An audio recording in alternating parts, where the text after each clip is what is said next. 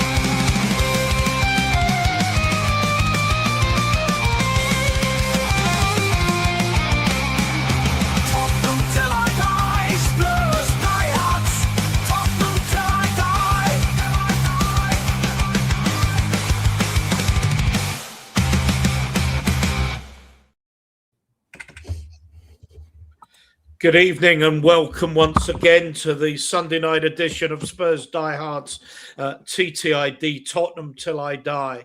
This is a show tonight that will not miss and hit the wall as once again we face a home defeat, and this time out of the FA Cup with us losing at home 2-1 to Aston Villa.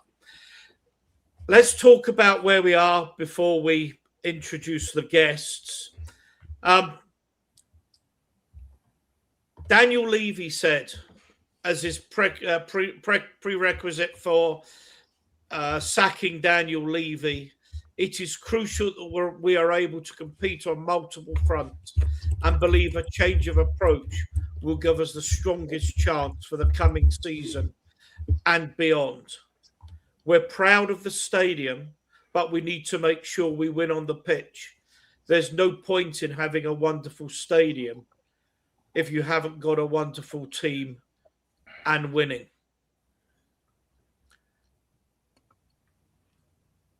The first thing and the first aim is that we need to be able to compete in all four tournaments and do it on a consistent level.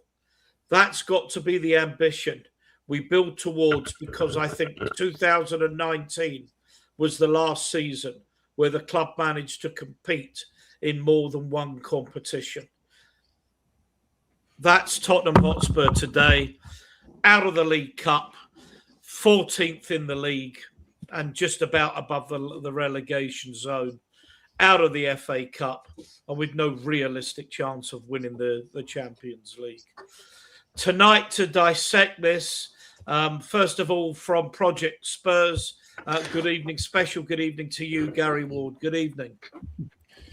Good evening, lads. Shame it's not on better circumstances. We're not celebrating a victory and going into the next round of the FA Cup.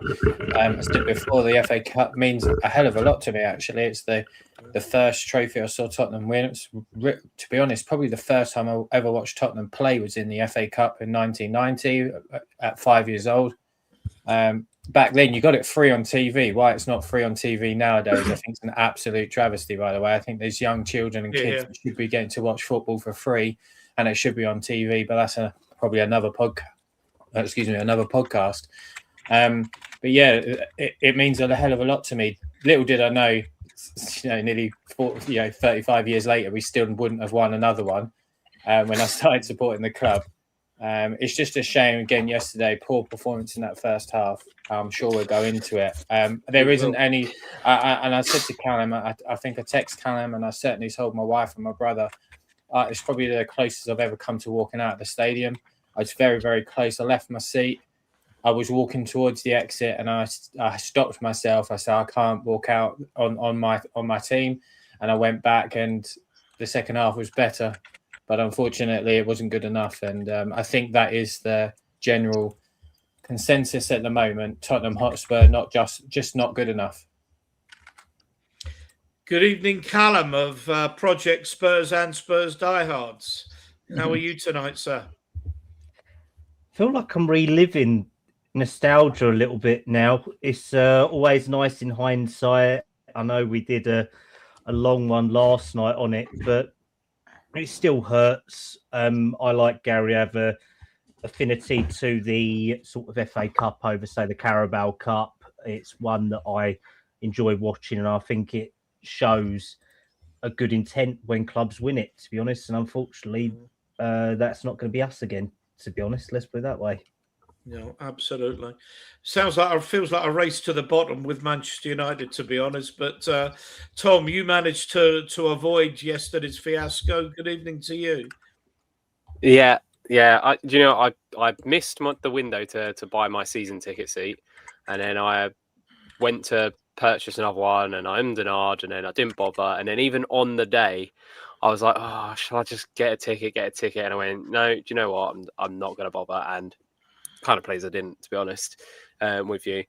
And I mean, I turned 34 the other day, so I have never seen Tottenham win an FA Cup, which is obviously really quite depressing, because even for me, who hasn't seen us win it, we had such a rich the word there, had a rich history. You know, in 91 we became the team that had won it the most amount of times, and since then we've won nothing, and we've unfortunately been massively overtaken by those lot across the road, which is obviously really frustrating. Adrian, good evening to my partner in crime, co-host, co-owner. Adrian, good evening. Yeah, we're going to have to sort through this, aren't we? I mean, like, me and you are lucky to have seen this team win loads of trophies. I think I've experienced 15 of the 18. I almost have to apologise having saying that in front of the younger people that are watching us now. So please don't log off. Yeah, but my immune system, I'm a bit more.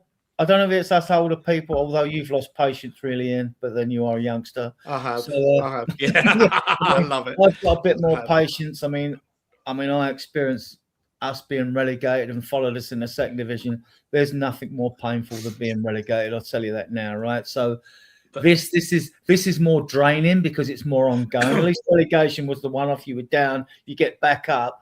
But we've been enduring this fiasco for so many seasons now, haven't we? I mean, like, it's got to change. I'm sure you'll get into it. So without me going on a rant, someone else a chance to rant before I do, I'll go back to you, mate. We will. We're going to get into a lot, and going to ask a lot of questions about Enoch and about the Lewis family and what have you. Let's start off. Let me start with you, Gary. That team. Oops, I just had it and I put it away again. The team. What was your thoughts when you saw that starting 11? To be honest, I was quite pleased. I wanted to take it seriously, and as serious as he possibly could, because ultimately this is our season was on the line. This is our season for me. You know, we might progress in the Champions League, but we're not going to win it. And I don't see us making top 6 on current form and current situations going on. So for me, I wanted him to take it seriously. I'm pleased that he did. I'm pleased that Danzo played. I'm a big fan of Danzo. I think he's a very, very good player. I thought Davis played exceptionally well at the last home game, and I felt that he really does add not only experience, that calmness as well, but balance is what we're crying out for on that left-hand side.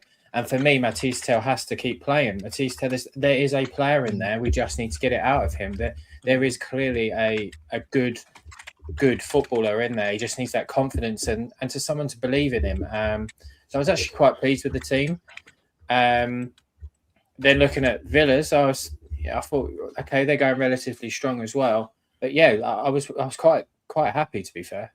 Yep. Carl, do you want to add anything to that before we start talking about the game? I think realistically, he went with the strongest team we could probably have. I mean, what would you say maybe Moani for Richarlison, but Moani was pants the other day against Bournemouth, so that's why we had Richarlison in there. The bench was realistically what we would have seen, to be honest. Romero's lot. I mean, I think the Romero one maybe took some people by shock because of how late that ban came in on Friday afternoon. Even after the press conference, I think it was that the FA announced it. So realistically, it's probably what we kind of expected because we only had 2 fit midfielders, to be honest, as well. So we weren't left with much option. Maybe Porro, I might have binned off, to be honest, and given Spence a run out there. But I know we'll discuss it in the game, but I don't think Spence was anywhere near good enough yesterday either when he did come on, to be honest. So he only had 7 minutes. I'm going to come on to the substitutions later. Tom, I think we're probably all pretty well in agreement that you can make the odd tweak here and there, but we were going strong, and that was pretty well as strong as we could put out. I think it was as strong as we could put out, but in many ways, because of how injury ravaged the team is and how poor the squad building is, I also feel like it was the weakest team we could put out. Like you look at that, like there's not many players that you could change unless you start putting some of the academy players in. Like it wasn't exactly overwhelmed on the bench with options, as proven by the fact of, I know we'll get onto it later, that we took our 2 wingers off and only had central strikers to replace them with. So you're right. I'm coming on to that. You are too right. I will be coming on to that later. Absolutely. But I just felt like, yes, it was the strongest team we could have put out. But there was also not many options to do much else. Yeah. Adrian, I was with you and Jose from El Tel Cocorel and Kev, Tom's dad. Don't think we had any particular problems with the team starting lineup. No, there's only 3 fit midfielders, so they had to play. And actually, I was quite happy with those 3. I'd be happy to see them play again, actually. But we're missing Johnson 18 goals last season. We're making Decky's double-figure goals. We're missing Solanke's double-figure goals. He got 15 in all comps or 16. And then we're missing, Madison's goals as well. And we didn't replace Son. And we're struggling. But I still say that apart from missing those, our biggest problem is it's been the midfield all season. It's the inconsistency. It's been the lack of connectivity between the midfield was all right with the back 4, but when it was too deep, but there's no fluidity between the midfield and the front 3 at all. And we can slag the front 3 off all we like, but if you're not getting no service, what do you expect them to do? They can't produce something from nothing. But I'm sure you'll get into it, there's a lot I want to get into, but Gary, I'm just going to let you pick up on Adrian's point there about the fluidity and the connection between front and back. I mean, I thought if you watched Aston Villa, it was a model performance in terms of pass, move, get the ball to the front players in areas that are likely to hurt the opposition as quickly as possible. They were as good at it as we were bad. Yeah, they're a very well put together side, and I think as well when you look at the substitutions that they made, you probably wouldn't have even thought there's really any change because they all slotted in very, very well. There was no real break in fluidity really anywhere, and then their ball retention was good, was great actually, and the way that they won the ball back very quickly in that first half, in particular, was great. And they're clearly a team that's on the up. They're clearly a team that's got a lot of confidence in each other, self-confidence in their manager. Whereas we are a complete 180 at the moment. That first half for me was, again, such a negative performance that I really struggled with it. And I thought, I just can't see there's any confidence out there. And then all of a sudden, obviously, we'll get into it. The second half is clearly different. But Villa are a testament to patience, recruitment, good recruitment, the right manager, the right philosophy, the right way of playing, and a togetherness. And they are reaping those rewards at the moment. Yeah, Cal, I don't know. You weren't at the game, were you? No, Gary took my place from Project Spurs this weekend at the game, but I was watching from home. It was quite interesting because I was watching across a couple of different streams, to be fair. Some from America, some from the UK. I was getting a lot of different pundit views on them. All of them seem to be anti-Spurs and negative Spurs, because most of the pundits or the commentators are ex-Arsenal or ex-Chelsea players for some reason. So that didn't change much, to be honest, but it just doesn't help the situation, let's put it that way. Tom, I'm no fan, as people probably know that listen to this stream regularly, of Thomas Frank. But Unai Emery is an advert for continuity in the way that season on season he's built that side. He's brought in little player, tweak here, tweak there, and they're now a very, very good side.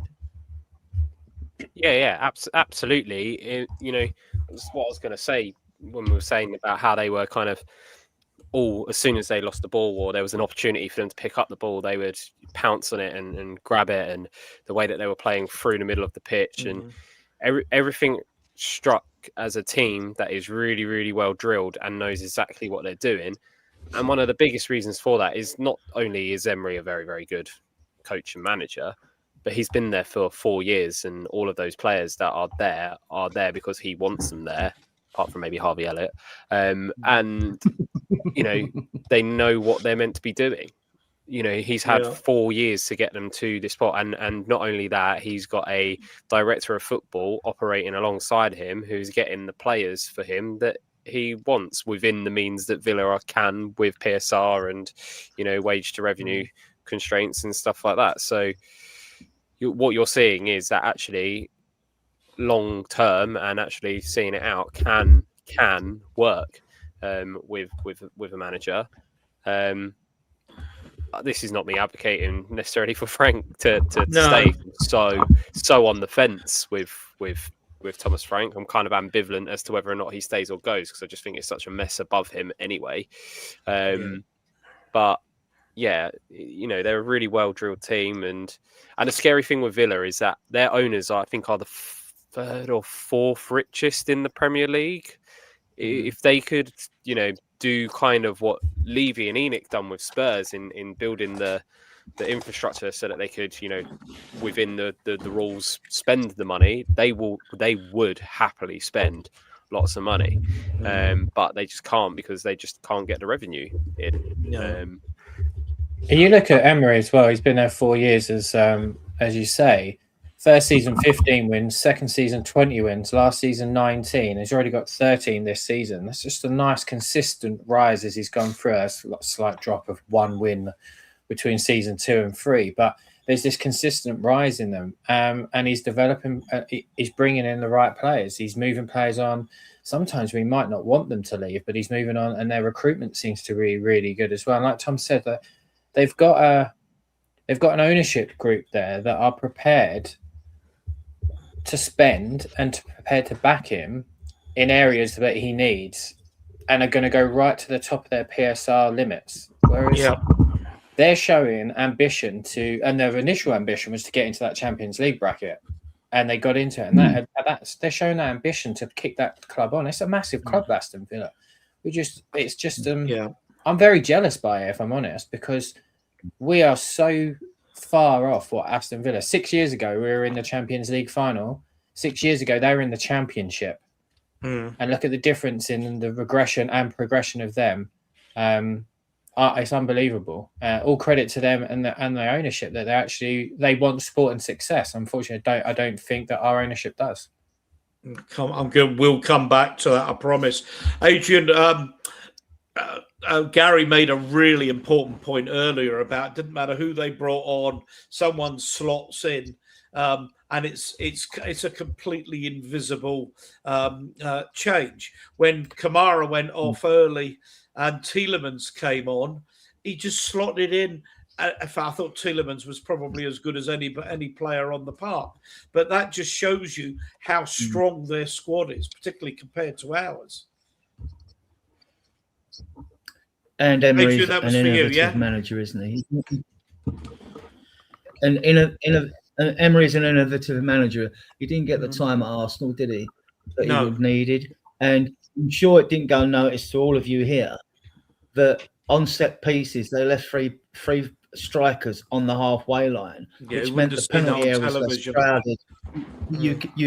You could see it. You could see it a lot easier, and actually, the penalty areas were less crowded that way. It's something we should do as well, because then you've got more space. You're not bumping into each other.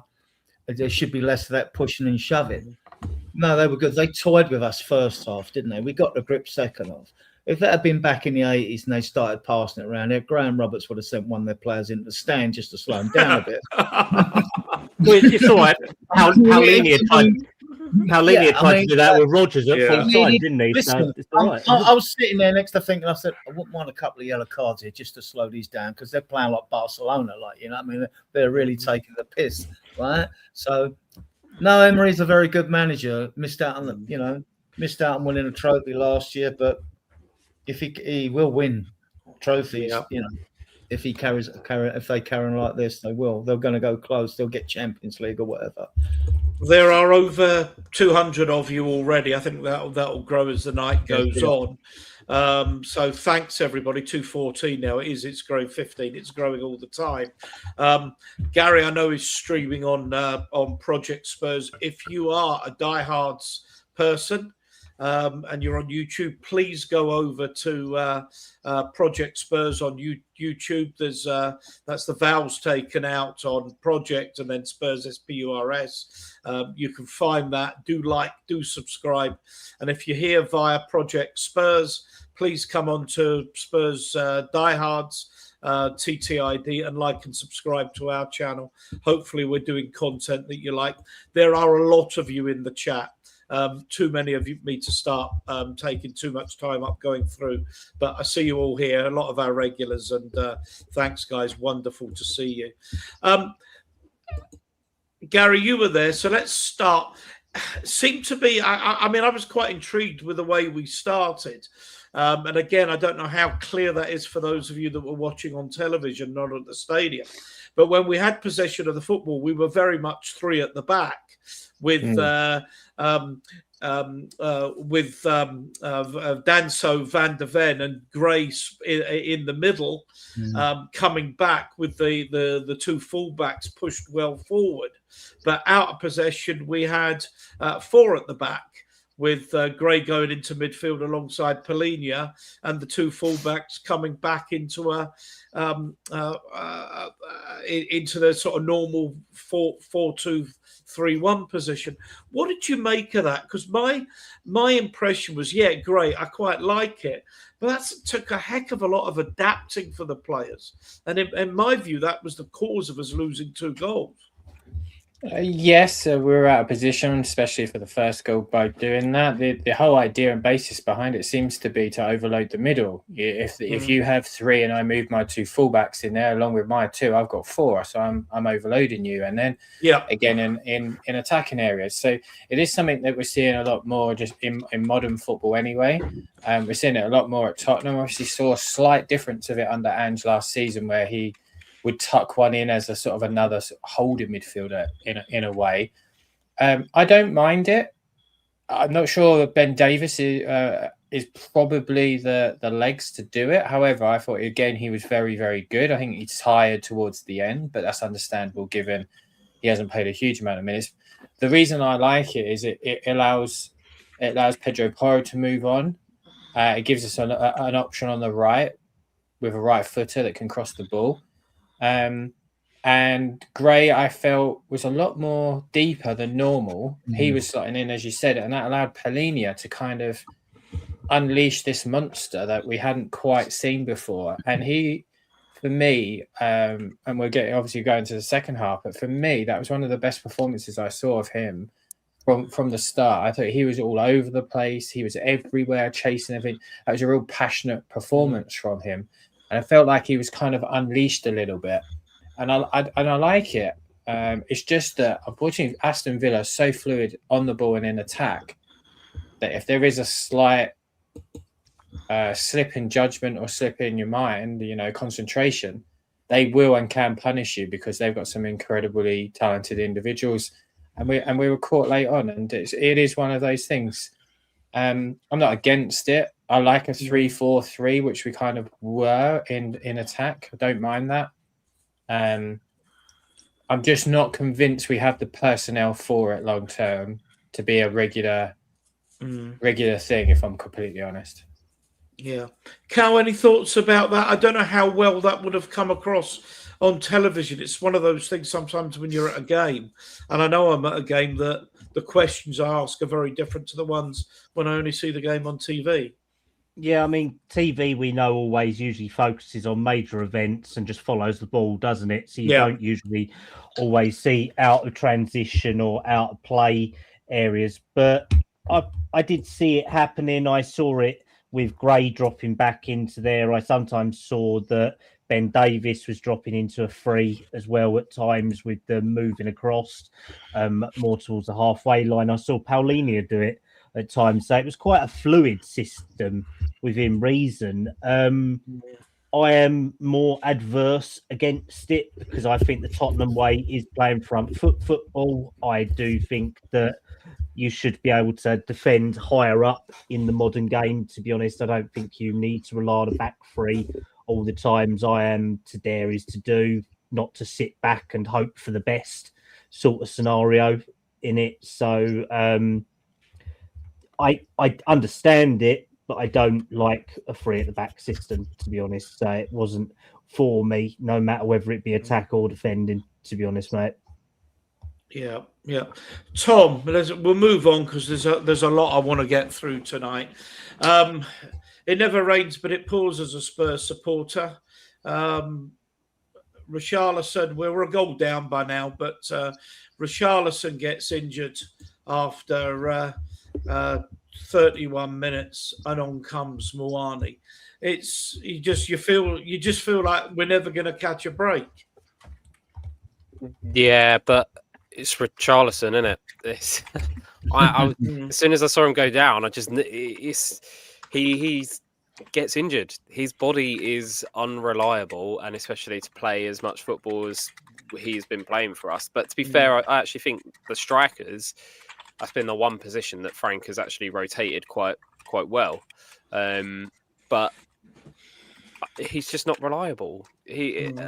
As much as he can get on a run and he can have this purple patch of being able to score a couple of tap-ins and stuff like that, his body will always let him down, and it's done it again. And if it's hamstring, you're looking at, again, sort of 6 to 8 weeks out.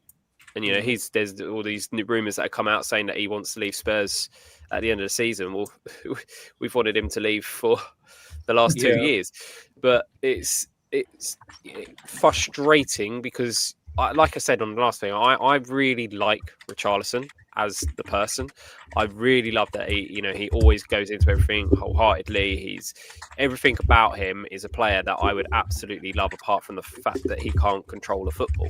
And you even saw there was the odd occasion when he was on the pitch where Xavi would play the ball into him and he couldn't control it, and it would cut back to Xavi's face, and he was just like, what on earth am I being made to play with here? Like, I'm trying to supply these guys with the ball, and eventually his hamstring, it's given out, and now that's another injury, and still no links to any players. No, Adrian, it was cold. You were there. Yeah, I was just about to say that. Did you see when what was his name that went down for Kamara? When Kamara went down, it felt quite a long time. Now what they were doing is they were getting Tielemans ready, and he just laid there waiting. But it was really cold, and I watched Richarlison actually, and he was stretching out his hamstrings then, and then he started going on a little run, and I thought, don't let that. And I said to myself, please don't let your hammies go because it's too cold and you're not keeping yourself warm. And he stopped and he was sort of chatting. Lo and behold, sort of 10 minminutes later, his hamstring goes. And he's cold, he's not warm. It's exactly what I was actually going to say. Yeah, if Adrian I watched spotted, but there were so many players, and again, I bet this didn't come across on TV. There were so many players when Kwenda was obviously injured, and players were doing little runs and stretches and what have you. And I did wonder what what Richarlison was doing, because that does tend to happen if the body gets cold and what have you.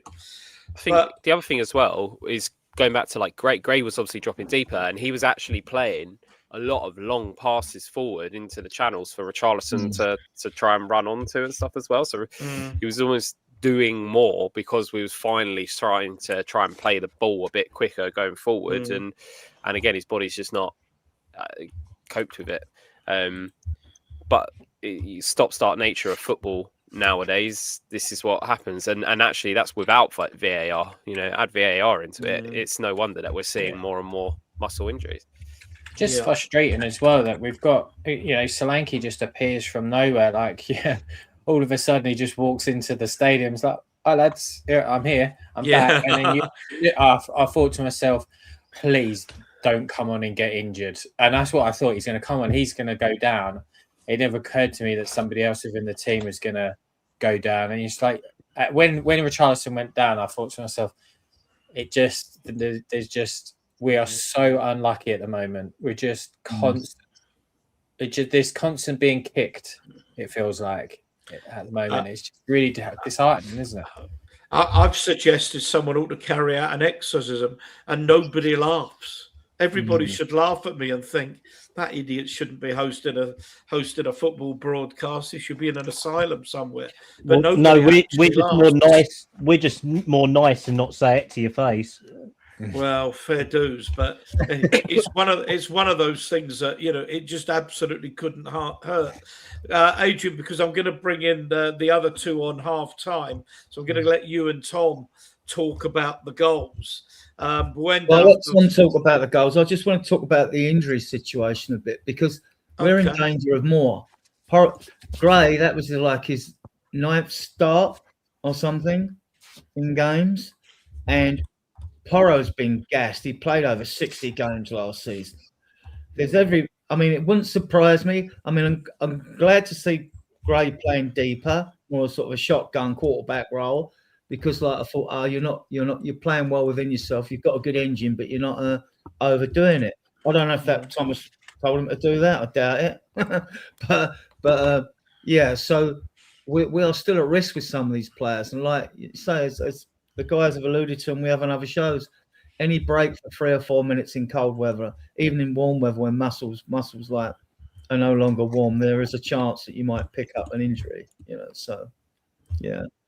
As for the goals, they're too easy, weren't they? The first one, I think. Let me bring, because I'm going to come back to you, Adrian, if I can. Let me bring Callum and Tom on the goals, because I want to have you and Gary talking about the atmosphere in the stadium at half time, particularly after that second one went in. Cal, watching on TV, you'd have no doubt got a chance to see a few replays. I know we talked about earlier, Villa are a very good side. They play really lovely, progressive, economical football, but it just felt they could pass through us just too easily. Yeah, it wasn't a prospective defensive performance from us at all. We was letting them run through us like someone streaking across the pitch, to be honest. It did not make for good watching on TV. And realistically, I think the first goal, that was quite good by Buendia. The second goal, though, it was from a Spurs mistake. And unfortunately, I thought Matthias Tell had a very good game yesterday, or at least in the second half. But that first half goal came from his mistake in the build-up to it, and then poor defending. And I feel like constantly on every podcast that we do across all channels that we are talking about inherent mistakes by the players on the pitch this year. It's mistake after mistake. It's either goalkeeper, centre-back, forward losing it, midfielder not turning over possession quick enough, loose passes. It seems like a broken record at the moment that we are not conceding good goals. We are conceding goals that are avoidable. That seems to be the sort of running theme that we've got for so long at the moment. Yeah, I mean, I'm 100% with this, Tom. I mean, you can analyze most goals in a game of football and say if somebody did something different or better, we wouldn't have conceded. But we seem to be losing so many poor goals, every week. And when you think that Thomas Frank was brought in, and one of the reasons was to give us a defensive stability, and we're losing 2 or 3 goals a game. Yeah, definitely. I mean, the first goal, and the initial play by Villa was really, really good. But where we conceded that goal is for some reason Pedro Porro just goes steaming into the middle of the pitch and leaves his right back position completely wide open. Yeah. Whereas if he had just held it and let the midfield try to deal with that, he doesn't leave Buendia open in tons of space. And for me, I feel that all of our defenders try to really jump into tackles. And unfortunately, I think that is due to Christian Romero.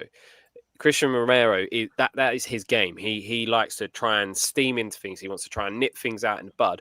But the problem is you can't have all 4 of your defenders doing that, because if they're all doing that, then they're all leaving their positions. And it just feels like Porro, it just even more just tries to snap in, and he's not a good tackler either, Porro. So if he had just held his position, and look, hindsight's a wonderful thing. I'm sure they'll show him that and would say there was no need for you to go into that congested area there. You was never going to win it. Hold your position. But yeah, that was just silly from my perspective. And then the second goal, Matis Tel, he gives the ball away, stupidly gives the ball away. But when I watched the replays, he had that ball in that position, and there wasn't a single Spurs player providing him an option of what to do. And okay, hindsight again, maybe he should have just smashed it up the line and then it's away from your goal. But there was no options for him. So he's tried to play a tricky pass to Richarlison. But again, this happened 40 yards from the goal. The possession was turned over. So it wasn't like he gave it away on the edge of the box. Villa still had to do quite a lot to get there. And again, it was just hot knife through butter kind of stuff. No one really going with their runners. And, the ball lands at Rodgers' feet, who can stick it in. It's just, it's frustrating. Again, both of them are avoidable, just with better positioning. And people not trying to just dive into a tackle, which is happening a lot. And again, I feel unfortunately that is a precedent that's being set by Christian Romero, because that is the type of defender he is. He loves to dive into things. He loves to try and snuff things out early.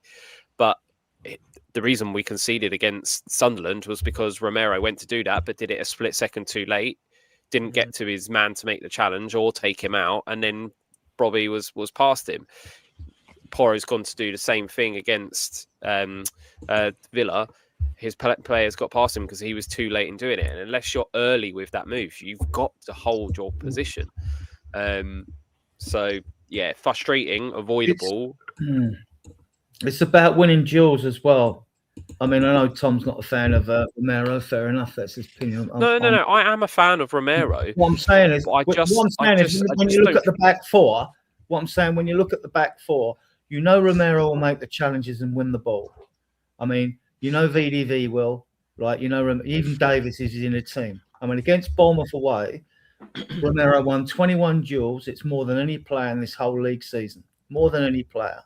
So he's more than capable. But Porro, I haven't looked at his stats. How many duels does Porro win? He usually lunges in. Don't get me wrong, he's great going forward. He's an enigma. They moaned about Trent at Liverpool to being the same, can't defend us, all that.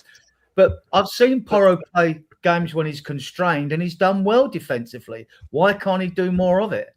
And it seems that side always seems to come down that side where we concede. Yesterday, Porro won 6 of his 7 duels. So in that instance, done well. But the one he didn't win was the goal, and it's always those fine margins. It's those fine Romero's margins. The same. Romero 22 out of 24. 22 out of 24. But the 2 that he missed, he leaves himself so out of position that it causes fine margins. Yeah, and it's not just. I get that jumping in is a concern, and then the biggest concern for me on the second goal is that we're not tracking two runners. We're not tracking Morgan Rogers, and we're not tracking Buendia, who essentially back heels to Morgan Rogers, who scores. We're not tracking that. At the time of the ball coming that's crossing from our left-hand side, Aston Villa have got one player in the box. The others are steaming in, and we're not tracking them. Gray runs past them. We're too attracted to the danger here, and we're not worried about the man as well.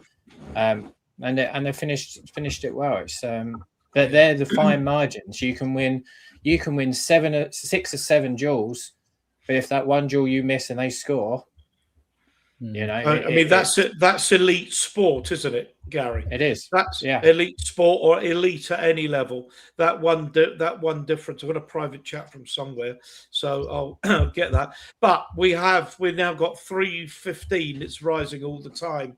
Of you, thanks, Gary. I'm sure there's a good few of yours. For any diehards people, please. Go on to YouTube, onto Project Spurs project with the vowels taken out, PRJCT, Project Spurs, and please like and subscribe. And if you're Gary and Cal's people on Project Spurs, please have a look at our Die Hard YouTube channel and like and subscribe to that. Hope my voice is gonna survive the night. Bit of a cold. Yeah, Tom's just moving, so that's moving computer. I suppose to moving house at this time of the night. But let's get on then to Adrian and Gary with the banners that I'm going back to, because that second goal went in and it really was toxic. Yeah. The boos rang out, Gary, and there was a mass exodus. And I'm actually wondering how many of people here are going to be back for the second half, because it felt like 20,000 people up to the left at the same time. Well, I was nearly one of them that wasn't coming back. I was frozen. I just watched us being torn apart with basic errors, like I just talked about, not tracking our man being one of them, making silly rush passes, passing into traffic. And I honestly got up and I walked out, and I was probably about 10 yards from that exit door, and I stopped myself. And my wife had texted me to, are you okay? As wives do, because she knows how much this bothers us. And I said I'm coming home, and she said, all right, be safe because it's really foggy. And I got to the 10 yards away, and I stopped myself and said, I can't walk out. That's not the right thing to do. Go back and show that support. But there was a lot of people that seemed to be similar. I didn't see anyone actually leave, but there was a lot of us that were walking. Maybe a lot of them had the same second decision, second thoughts as I did. But it was so disheartening. Again, it was like, I can't keep putting myself through this. I'm essentially 90% of the time go on my own. I sit on my own. So it's not like I can chat to somebody that's a friend of mine and I can start saying things that perhaps you might not want to say to someone you've just met. I'm surrounded by, I'll be completely honest with you, sort of foreign fans, and English wasn't necessarily their first language. Again, it's relatively difficult on a language barrier standpoint. So it's quite frustrating. And I just thought to myself, I don't know if I can sit here much longer. And I thought, I have to go back in. I'm going to give it 20 minutes. And I'll be honest, I'm pleased I did. I saw some things in that second half I was pleased with. But it's just not good enough. And I think that's what's been our case for a number of years. Just Tottenham Hotspur, just not good enough. There was under 58,000 at the stadium, actually. And at half-time, there was booing. And you were sort of I'm sitting there and I'm positive. I'm thinking, cool, this could be 4 or 5, And that was before the second half started. A lot left the South down, as you said, Ian, but they came back, fun enough. It was still quite full. I mean, so... And then when Odebert scored, obviously that raised everyone's hopes, and the crowd did get behind the team, and then at the end, a bit of booing, but more at the result than the team. You couldn't boo them on that second half performance. No, I mean, did you go down to the concourse? Because I didn't. I stayed in my seat, and then No. Kev messaged me and said there's a place by me, and I went down. The guy in front of me complained that I was moaning too much, which was probably fair enough because I was. But this is the Adrian. We're the old boys here. This is reminding me a bit of that period in the mid-70s before we went down, when actually the difference I would say is, first of all, for any younger people watching, the difference between the Championship and the Premier League is light years bigger than the difference between the old first and second division. You could afford to get out of the first division for a year or two and go into the second division and come back stronger, which is what we did. That option isn't there, but there seems to be a fall off in performance as we drop lower and lower down the table, and there just is no such thing as too good to go down. We won't go down this year. No, I think the toxicness wouldn't have been there, and this comes back to being switched on. Kodo Moani, for his disallowed goal, he's looking across the line on that right hand side. There's nobody behind him or to the right. He's essentially on the edge of the 18-yard box. He's looking directly across, waiting for that ball to come. That is just if he'd have scored that and we'd have gone in at 2-1 at half time, I don't think we would have had the toxic feeling. There would have been a positive, we're back in this. And that's just the fine margins, again, like you said, Ian, in elite sport.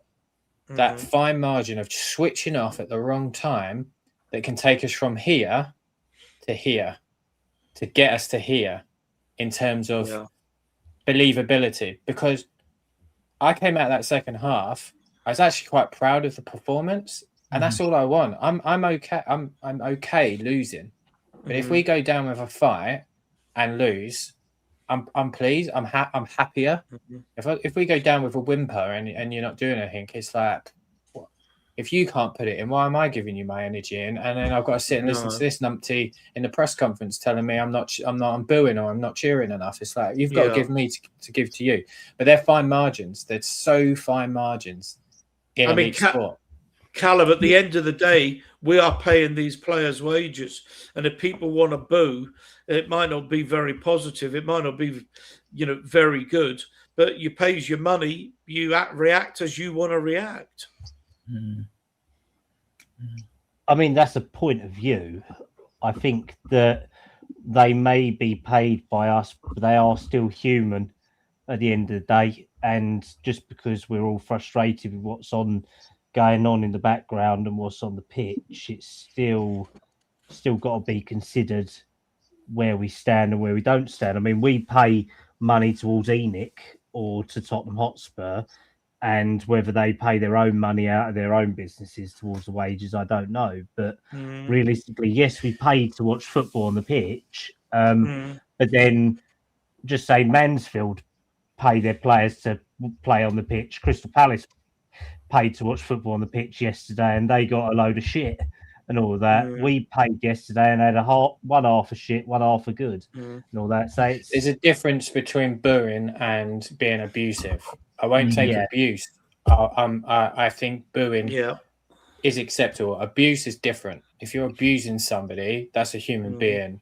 They've got a family, they've got kids, they've got mental health, just like the rest of us. All of us sitting on here has probably had our own demons to deal with, and I hope you're all okay and whatnot. But there's difference between booing and being frustration in a performance of a team that's essentially there as an entertainment. Football is entertainment. That is what it's there. If it's not entertaining or we're not getting what we want, I believe booing is okay. Abuse is not. I didn't see any abuse. I heard a lot of boos. But as I said earlier, I was sitting around quite a lot of people that were not English as their first language. So I'm not quite sure what they may have been showing at some point. There was a lot of abuse on X last night. Yeah, that's the difference. Unfortunately, X is a platform that we all know. My face is on there. I'm not going to... The accounts where these abuses are coming from are there for Armchair one or warriors, two yeah. reasons. Are there for to get some likes, to make them feel better about themselves. It's not reality. We've all dealt with it for years, and it's Let me stop you all, guys, because as ever, I keep my phone on in the hope or expectation that something might break, and it's not a transfer story or anything. But Marcus Buckland, the reporter, come Spurs supporter, has just tweeted. Very trustworthy source tells me Spurs are in total disarray behind the scenes, still run by business-minded people, clueless when it comes to football decisions. Probably no surprise to you, but the magnitude of the ineptitude is, by all accounts, staggering. Now very angry. So we're going to come on to that because I think it's consistent with everything that we're seeing. And that I want to talk to you boys as we get into the second hour. But Adrian, let me bring you in here. Hopefully Tom will join us soon. The second half was complete chalk and cheese. And then the Odegaard goal quite early in the half. And you think, hey, where was this team the first 45 minutes? Yeah, I've got to admit for the whole game, my focus was really on Odegaard, Xavi, and Tel. They're the young ones, and you want to see them do well, improve. And they all impressed yesterday. They're all impressed. And I just thought when Tel went off, we just lost something. Well, can I come on to that in a minute? I want to get on to the. I want to get on to the stuff. I watched them on the highlights. It was a sweetly taken goal on the far corner, wasn't it? What more can you say? Yeah. He's got that. I think Conan Mawani for me was probably the architect. Well, he was obviously the assist, but again, he looked bright, got on the ball, turned, going at the player, nice little ball to his right for Odegaard to finish. Again, fine margins. That's a great finish. 80th minute, again, great little ball through from Colomani to this time to Xavi, who's offside, and he's looking across the line. So fine margins that could have taken us from here all the way to here, and we would have won that game. Not expecting too much, right? Now, I think of these things because I'm sad, right? Now, we're playing a third round of the Cup. There's no VAR to the fifth round, right? If you're a striker, then you take advantage of the fact that there is. I mean, I know it sounds silly that there isn't no VAR. Put your strikers up on the last man. You might be slightly offside on a through ball, but the linesman might miss it. You might get mad here or what? I mean, like, no, you're not. You're not at all. But I went to MK Dons on the Friday, so just before the Friday before, and to watch Jamie Donnelly and Will Lancashire. Now, Will Lancashire, at every single moment that he could, if the ball wasn't in central areas for him to drop into, he was on that last man on his shoulder. I watched it. I watched all of his movements every single time. If it's to the right, he then angled himself, so he was looking at the ball, but on the shoulder of the defender, opposite side when it went to the left. That's what he was doing every time. And I could have told you there was probably 5 or 6 times he was in an offside position. But he did exactly that. He was constantly on that last man. I'm looking at the Xavi situation now. He is looking straight across, and there's 2 players in front of him. He just needed to have not just delayed that run. He just took the finish perfectly well. We're back at 2-2. Who knows what happens? There's such fine margins in this. Well, Cal, I was just going to bring you in on exactly that point that I was going to say. You're used to the game at a decent level. It's very, very fine margins. Yeah, no, it definitely is. And realistically, we have to say that it's a good taken goal. It's but then realistically, we would have hoped that Mawani had done what he did for that second goal with the first goal that was chalked offside and all that, because he timed his run perfectly to stay in line. But this time around, he didn't. This time he did, and it led to a good goal by Odegaard. But realistically, I don't think that we can poo-poo it. It was a very nice finish. The goalkeeper had no chance, and I was very happy for us to get back into the game for it, to be honest, because it showed that Odegaard is very good from the right for me. I think Tell is better on the left and Odebear is on the right. And I think he will get a lot of game time there now because Kulusevski is still going to be out until a minimum of mid-February before he gets onto the field and then has to get into game squads. Kudus is going to be out until mid to end of March as well. We have no other player that's come into the squad at the moment. So realistically, that's Odebear's place to take, or Muani to play there. Well, I don't like Muani as a winger, and I know we'll discuss that later on when he was deployed as one. But realistically, Odebear was very good there. He timed his run perfectly, and to cut that across the face of the goalkeeper to put it in the bottom left-hand corner was delightful. Let's put it that way. Adrian, we were well in the game, and this is the point I think you wanted to come up. I mean, I thought the subs, the words I've used is bizarre. I thought it was totally bizarre. He brought Scarlett on for Tell, who was playing pretty well. Then Spence for Porro, fair comment. I think Spence offers a bit, and Porro's played a lot. Then Solanke for Odebear after 83 minutes. No width, no service, 3 centre forwards. What the hell was that? Adrian, you're on mute. Hang on. Adrian, you went mute. Oh, you unmuted me now, have you? Right, okay. I didn't mute you. Yeah. No, I didn't mute you. Anyway, Right, I said it was bizarre. No width, no Yes, service, 3 centre forwards. Yeah, Spencer's been good, but it's again this player's consistency. He came on, he didn't have any effect on the game whatsoever. He was good against Bournemouth, as was told, but he didn't. Spence for Porro. Well, look, Porro probably needs a break anyway, but we can't afford to give him one.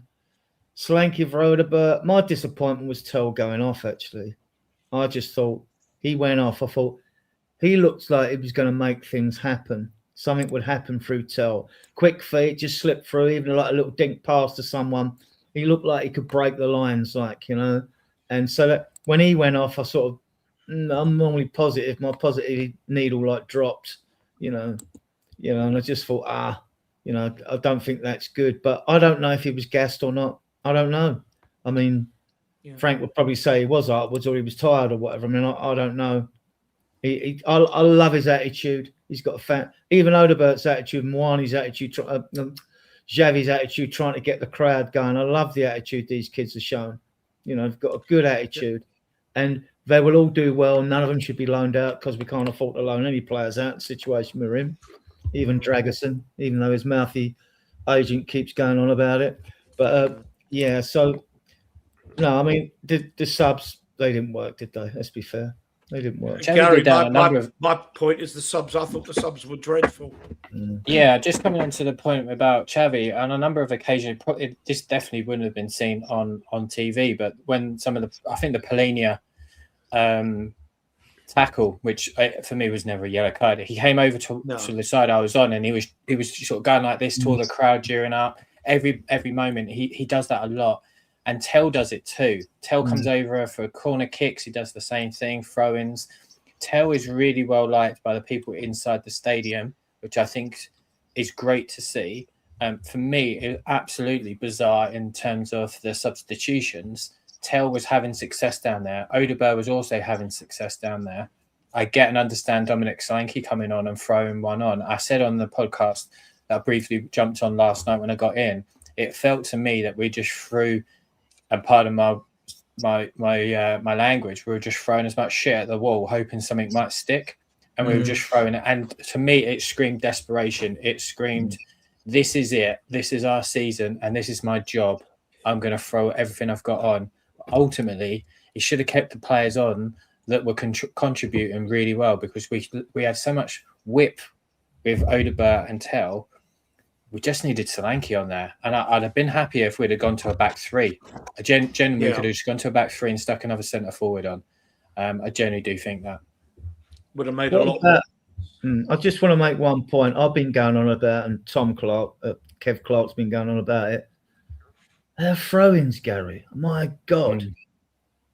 We're just too predictable at the moment, Adrian. In everything that we do, we're too predictable in throw-ons, corner routines. We're too predictable in the way that we set up and play. Why we get out to the wing and then we get to the 18-yard box and then we recycle back to the other end. It's just way too predictable. That first half was Thomas Frank football. And I got a bit of pelters online for what I said that I'm going to say. I put it on there. Is what it is. I genuinely feel, and I could be completely wrong, I felt those players at half-time said to each other when they came out, let's not listen to what that football he wants from us. Let's just throw everything at it, because they were hitting it long, they were hitting it diagonally, they were chasing down impacts, it was hunting. It was so different from what we'd seen from Thomas Frank in that first half in other games that it was night and day different. And I felt like those players, even to them, thought, this is it. Our season's on the line here, and let's go for it. And that's what I want to see, that desire. I'm okay with losing. I want to see us, if we lose, but I want to lose with desire and heart and passion. Adrian, was it you when with Kev and Jose before the game? I certainly had this conversation with somebody either on Saturday or maybe at the end of last week, when I said, let's say I'm the coach. I'm made the head coach at Tottenham Hotspur. And I say, this is the team. We're playing 4-2-3-1. You're the team. You take the corners. You take the throw-ins. Watch out for the big man at the back at corners. But the rest of it, you go out and play. Just go out and play your best. They wouldn't be any worse than certainly that Thomas Frank side in the first half. And that's exactly, I think, what Gary's saying. Players just saying, we're good footballers. We know football. We know the game. We know our jobs. We'll just go out and do them without a coach complicating it. Football's a simple game that's been overcomplicated by coaches now. I mean, back in the day, and you'll know, we didn't worry about the opposition. We played the Spurs way, went out and played. If it worked, it worked, playing attacking or attractive football. When we came unstuck, we came unstuck. But there wasn't all this fear about the opposition. Even if they were champions and coming to White Hart Lane, we didn't care. You know, I mean, when we played before, when we spanked Chelsea 5-3 and all that, you know, we've seen these games, we've just gone at these teams. You know, I remember when Blackburn won the league and I think we smashed them at home, you know, and things like that. I mean, I can recall loads of games like that when we just went at it, you know. And but now it seems that it's robotic, isn't it? As Gary alluded to, all this left to right. I mean, when you look at coaching or go and watch a site, Football Made Sense, but simple, they talk about zone 14, which is like just there's 18 zones on the pitch. So the fifth zone or the 14th zone is 2 out from the penalty area. And if you're passing the ball from left to right there, if you haven't had a shot within like 30 seconds, it's not going to happen. You're going to just keep doing it. And you see it. And we're not the only team that plays that way, though. This is our coaching. I mean, these continental coaches, I think they've got to be miles better than us. They're innovative. You know, they try things differently.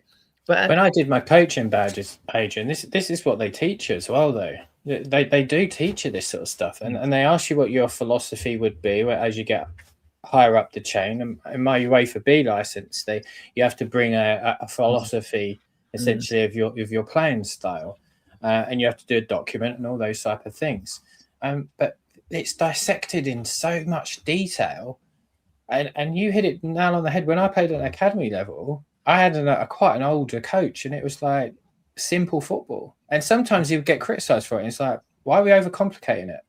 We've got to get this in that. If you're given a trial at a player at Spurs, and during that trial you give the ball away, you're not going to be invited back again. No, it's all about making yourself look good, basically. And the thing with the modern football is you get 2 down to 2 wide players down a wing, but there's only 1 striker in the middle. I'd be looking for ways. I'm no coach, right? But I'd be looking for ways for getting overloads through the middle and progressing the ball forward, like when we had Moussa Dembele, when we had a player like that.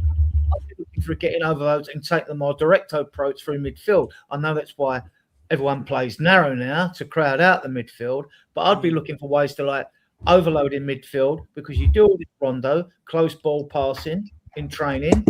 I'd be looking to try to get through the midfield. We're off the beaten track a bit. Football is one in the midfield. We all know that. If you look at Harry Redknapp, just the last point, the Harry Redknapp was speaking recently. He hits it nail on the head. It's such a simple game that we've gone to computers and analysts. We've gone far too outside of what the spectrum of football essentially is. And with that, we've got a guy sitting on there that every time there's something happens, he wants to go and watch it on an iPad. You can't influence a game sitting on an iPad. You need to be a motivator. You need to motivate those players and be adaptable in those games, and situations. Cal's on a deadline, so I'm going to move it on. We may come back to this. We'll come back to some other things. Cal, you got any? Cal, sorry, like a lot of background noise there. Cal, you got anything interesting to tell us on transfers? Because it's got depressing. We're now got a weaker squad now than we had 10 days ago, and I didn't think that was the object of the exercise. Main focus at the moment is on the Santos left back Souza. He's going to be announced in the next couple of days. I believe he's over here now at the moment and doing his medical tomorrow. So I'll be able to hopefully see that when I drive into work tomorrow past the training ground to see if there's a load of fans standing there. But yeah, there's exciting stuff on the way. It's just literally we just got to be patient. And I feel that where people are getting frustrated with Frank and the club, that it's kind of sorting the view a little bit. I know that there's feeling that there is a left back to be done. They are looking at another forward minimum at the moment to be done. There are other loan opportunities they're looking at as well to see if they can get people in on short term. So we'll start seeing stuff heat up, I think, in the next week or so, realistically, a lot more. Is Paqueta an option? Not that I've heard. That was posted by an aggregator account impersonating David Ornstein. Yeah. Okay. Gary, I think, needs to go as well. There are 389 of you, which is lovely. You've tuned in. Courtesy, some of you I know of Project Spurs. If you are one of our regular diehards people, please go through YouTube to Project Spurs and say Project Cap. It's all in block caps, but with the vowels taken out. PRJCT Spurs, but with the U in the vowel. SPURS. Please go on there, like and subscribe to Gary's channel because it's absolutely superb.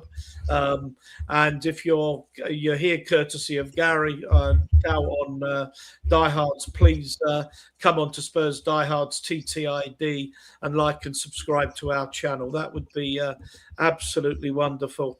So yeah, that's absolutely fantastic.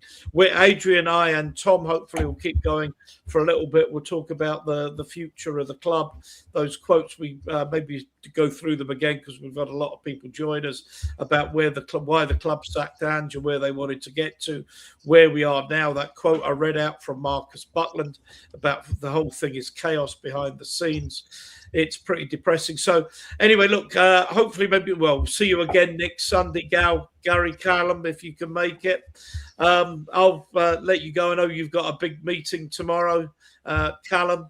I'd love to say, I've got to say, lovely meeting. It's a nice old disciplinary hearing. So someone's going to be having a shitter day than me. Let's put it that way. Yeah, that's my field. Employment law, that's my field. So if I get a phone call at 9 o'clock in the morning, I know it's gone tits up for Cal. But Callum, Gary, thanks very much for joining us. And hopefully those of you watching via Project Spurs, if Gary logs you out, then you'll come across the diehards and watch with us. That'll be absolutely wonderful. Maybe go through the 400 barrier before we finish tonight as well, which would be good. It's good numbers here. So thanks, Gary. Thanks, Callum, and see you next time. Take care, guys. See you later. All right. Let's Tom. Let's talk about the manager. Let's talk about Enoch. I'm actually angry, and I think it probably came across in my introduction, Tom.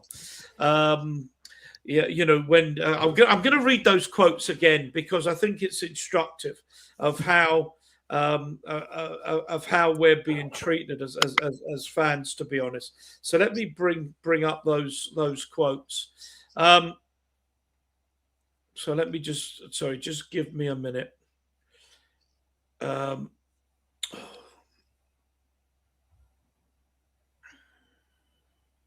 Yeah. This was Daniel Levy, if you remember him, as his raison d'etre, if you like, for sacking Ange Postecoglou. It is crucial that we are able to compete on multiple fronts and believe that a change of approach will give us the strongest chance for the coming season and beyond. We are very proud of the stadium, but we need to make sure we win on the pitch. There is no point in having a wonderful stadium if you haven't got a wonderful team and winning. We've won a European trophy, but it's not enough. It's what we haven't done is more important. We need to win the league. We want to win the Premier League, and we want to win the Champions League. I don't know if there was any more to that.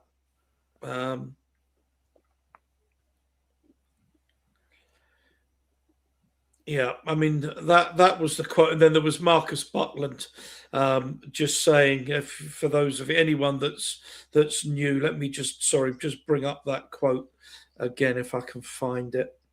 From Marcus Butland. I've lost it, but I can get it back. But basically saying he's got a contact behind the scenes. Marcus Butland, well known. I think he's with Sky. Isn't he? Journalist and Spurs supporter, saying basically it's absolute chaos. So another change of manager, another change of direction. It feels like deck chairs and the Titanic, Tom. Yeah, I mean, that whole thing from Levy is just absolute horse crap, isn't it? Yeah, like, bullshit. There's one thing saying it, but actions speak louder than words.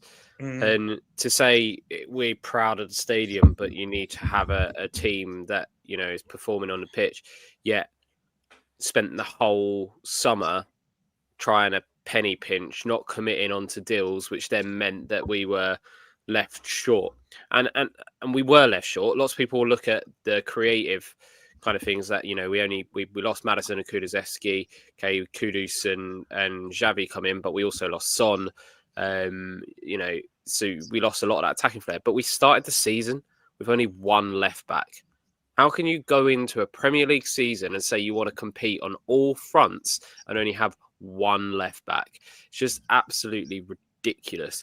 And it's be it he's gone or not, Levy, let's face it, this last 6 months has just gone to show that Levy was just the face. Like, okay, yeah, he had a lot of influence over stuff that was running there, but ENIC clearly were one of the biggest issues. And this is not me defending Levy, because I didn't like him at all. But you know, ENIC are the ones that own the club. They're the ones that are not putting money into the club. You know, there was all this talk about the fact that, oh, we're going to put 100 million or 150 million into the club to spend on improving the team this January. Well, one, where is that? And two, that doesn't even cover the money that they've taken out of the club to buy property. So putting 150 million of your own money in when you've taken more out to buy property around the thing, it doesn't really wash, really. And what's really frustrating is them, again, leaking stories that they really want to focus on the football side, and they really want to improve the team and focus on winning.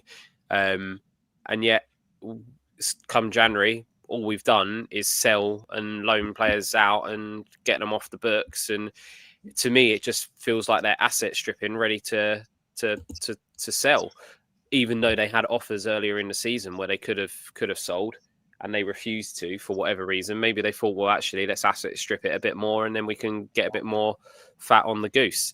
It's just I'm fed up with ENIC, to be honest with you. I don't think anything changes at this football club until they go. And that is the facts of the matter of it. We might have peaks and troughs. We might get a coach in like a Pochettino that achieves more than he is being provided with. You know, punches above his weight in terms of what he's able to achieve. But we say that he didn't actually win anything. We just were very good in the league and competed on multiple fronts. You'd look forward to going to the stadium, Tom. Yeah, absolutely. I mean, that I got my season ticket when we moved to Wembley, I mean, ain't bloody easy to get from North London, or sorry, from Hertfordshire where I am to Wembley, and yet I much preferred making that journey than I do now, and it only takes me 20 minutes on a train now. Yeah. I find excuses to not go now, which is ridiculous. I mean, there's groups of people I meet up with. I mean, Adrian, Jose was there. Kev, your father was there. But I'm looking at who wasn't there yesterday. You weren't there. Your sister wasn't there. Your brother-in-law wasn't there. Paul Kramer wasn't there. My mate Jem and his two brothers weren't there. That's 7 of the regulars that I meet up with weren't there, who couldn't face even paying 30 quid, a measly 30 quid, to go and watch the garbage that's being served up to them. Yeah, 100%. Adrian, do you want to come in? Well, I mean, sorry, Tom. I just let keep it moving. Go on, Adrian. Adrian.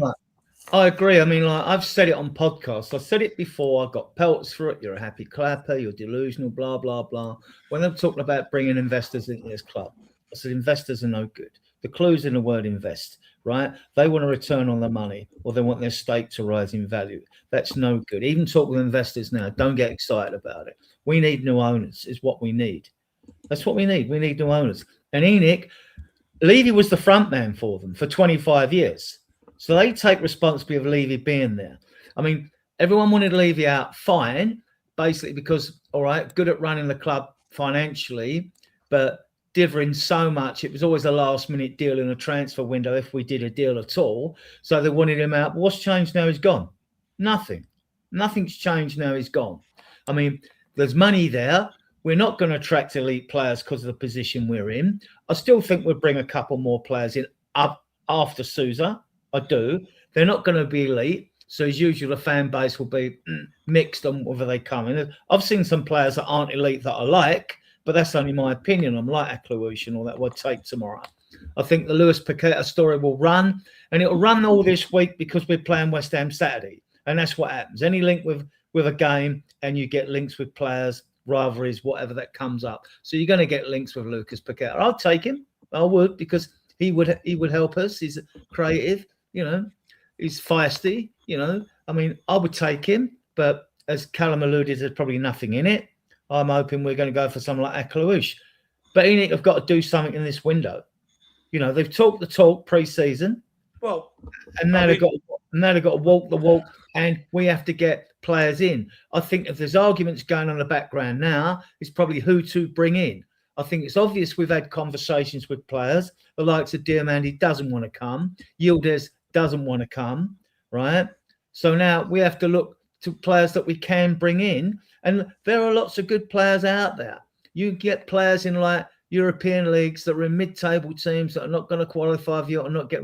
You can go and cherry pick their best players if you want them. Mm-hmm. We know we're desperate for a ball-carrying midfielder, experienced midfielder, midfield general, and we know we need another left winger as well. We've got this fallback in, and the money's there. So, don't tell me like Paratici hasn't got lists of players that we can't go for. I mean, I expect at least I expect us to get 2 players in after Sousa with 20 days. Sorry, Adrian, I've just stopped you there because I want to move this back rather than specifics of players. But this channel has never been a Levy in, a Levy out, an Enoch in, an Enoch out. But what's bothering me is we've got those quotes from Levy as the pretense for sacking Ange. We've got the Lewis family are putting 250 million, 150 million, doesn't matter, into strengthening the team. Are they just treating us like idiots? Tom? Pretty much, yeah.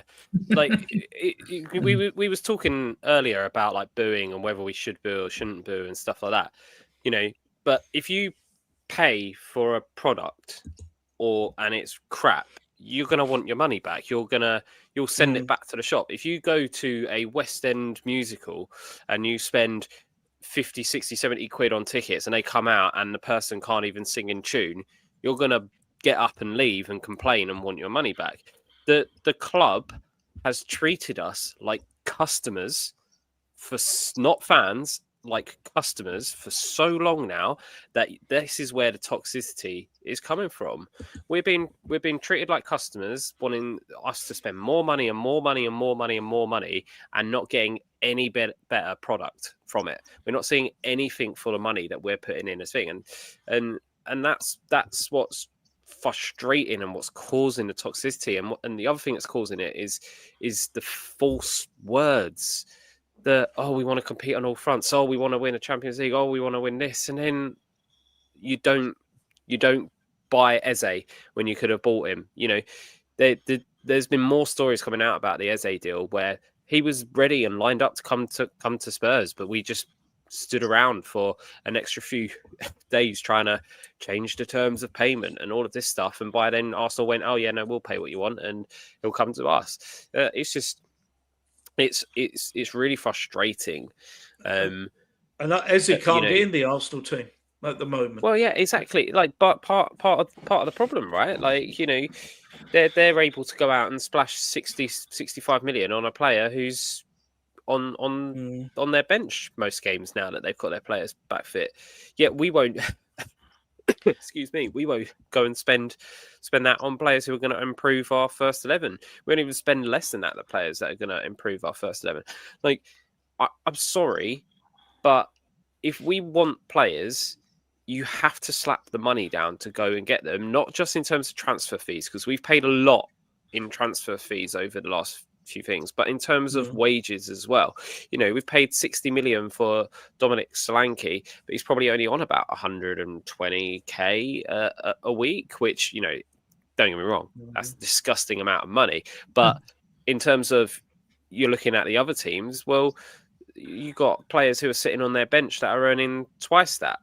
And okay, you know, how much you pay someone isn't necessarily always a common denominator as to how good your squad is or how good of a player they are. But it's not about how much you spend on the transfer fee. Sometimes it is about what you spend on the wages, because the reason we're not getting these good players or the top players is because we won't pay them the wages that they want. And it's just as simple as that. Like, okay, people might look at Tottenham and go, "Oh God, that's a bit of a basket case of a club. Like, why would I want to go there?" But I think another problem is that, you know, people say, "Oh, we shouldn't sell our best players." Well, I actually think one of our biggest problems is that we are terrible and have been terrible at selling players, that people think they're going to come to Tottenham and just get stuck. Like, there's no thing of like, well, like, go to Tottenham, I'll put in like really, really good performances. I'll get touted by your Real Madrids and Barcelonas, and then I'll be able to go there. We need to accept that actually there's nothing wrong with that, as long as you're reinvesting that money and you have the next thing coming up. Like, we knew Son was leaving last season, but we did nothing to get a player in who was going to immediately take over from Son after that. We should have, as soon as we knew that Son was retiring or leaving us, that season, we should have the season before been getting a left winger in to compete with him. That then would have been able to take that over once he'd gone. There's just no planning with the squad building whatsoever. It's so reactionary, and the reaction is so slow and so terribly done that we're now being left behind, because all of our good players, instead of selling them when it was prime, or instead of putting them on good money, or instead of getting better players in that made them want to stay, they've just kind of seen out their contracts and gone for nothing. I know people are... Sorry, Tom. People are coming and going. People are coming onto the stream all the time. Quote from Marcus Butland, I'm sure he's with Sky reporter, but committed Tottenham supporter as well. Very trustworthy source tells me Spurs are in total disarray behind the scenes, still run by business-minded people, clueless when it comes to football decisions. Probably no surprise to you, but the magnitude of the ineptitude is by all accounts staggering. Now, very angry. That's Marcus Butland, and he will have sources. You know, you and I can talk about people, but as someone who's well known in the media game, he will have sources.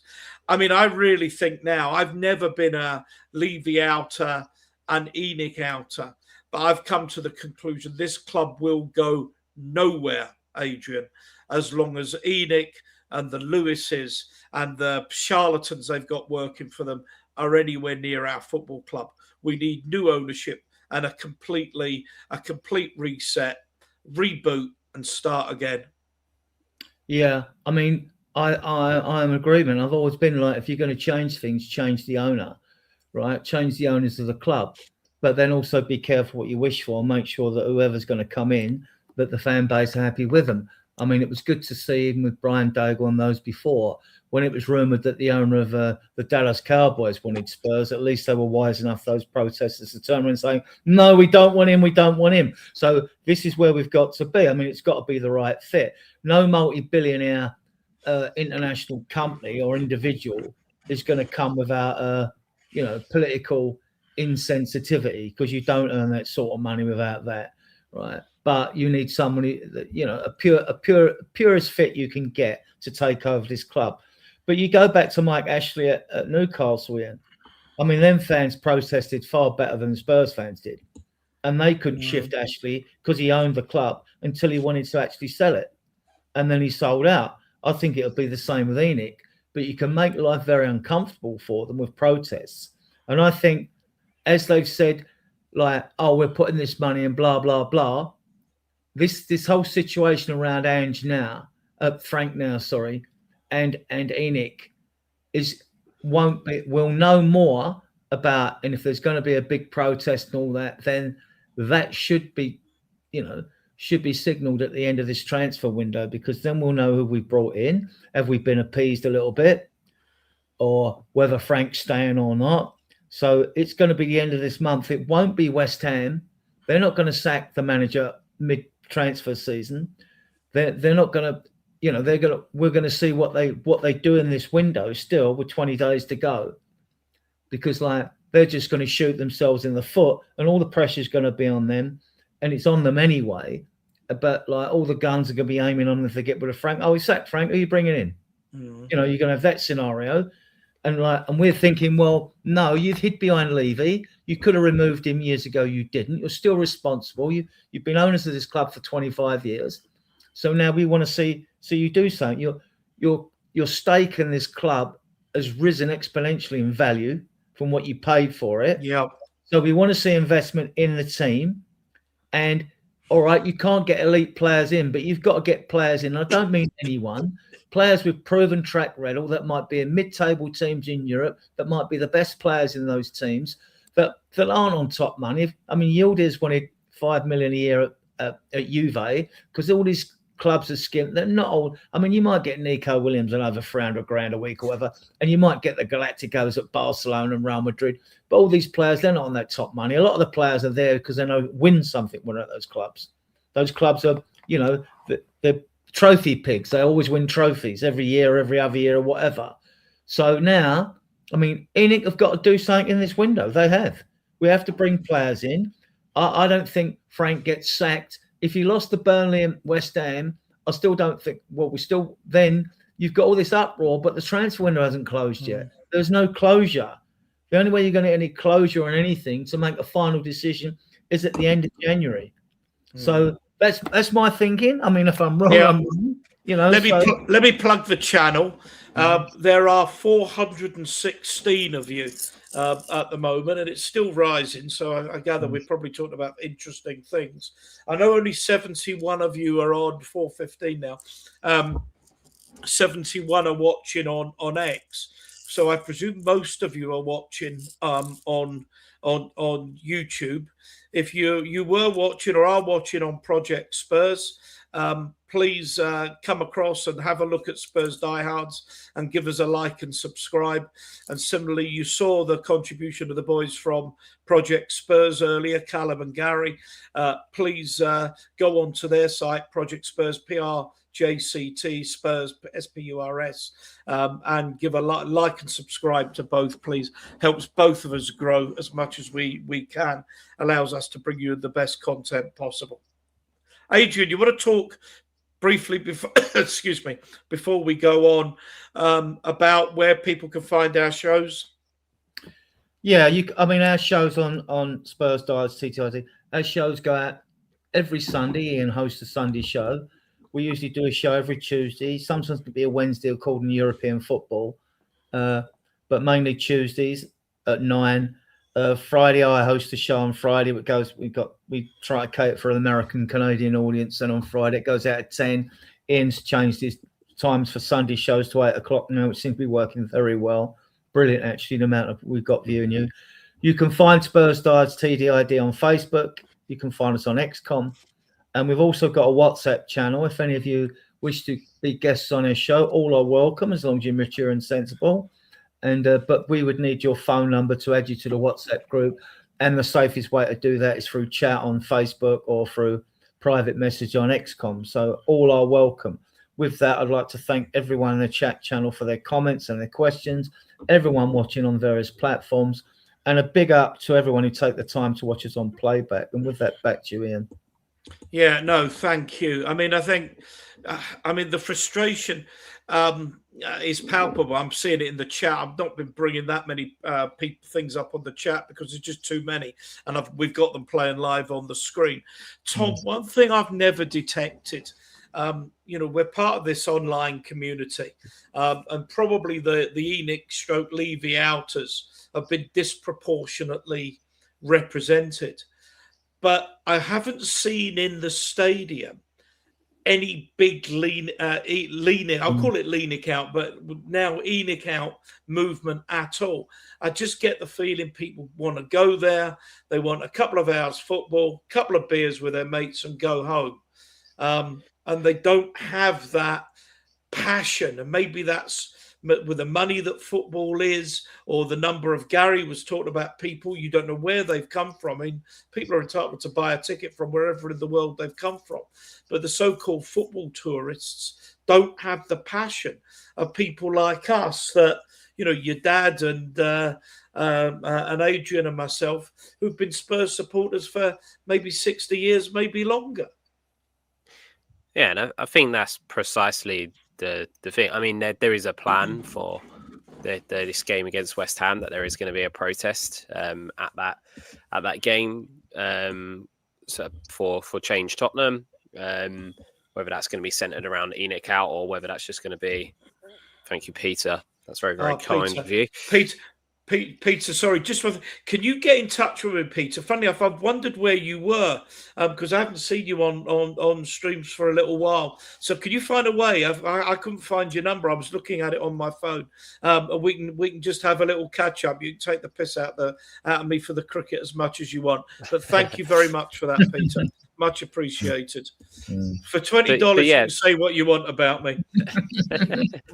But yeah, it's frustrating. But I think you're exactly right with the fact that the average match day going fan now is not your hardcore. It's not your hardcore fan anymore.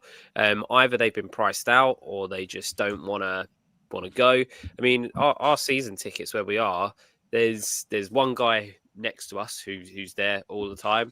There's two in front that I think share a season Jamie, ticket is his name Jamie? Yeah, Jamie. Yeah, Jamie. Yeah. There's two in front that have they sort of share, and then there is all the other seats around us. They are season tickets, but it's a different people every single time.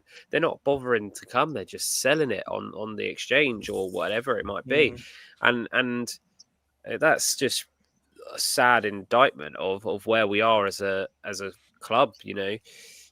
Because at one point we've gone from selling out Wembley to barely being able to sell out our own stadium because of how bad the team and football is, and just how expensive it's got. I've got one of the cheaper season tickets, and yet I'm still paying £1,000 a year, which is just obscene to go and watch a game of football, because it's not just watching a game of football. You've then got to travel there. If you decide to buy a beer and things, that's all your own choice. But you're looking at spending.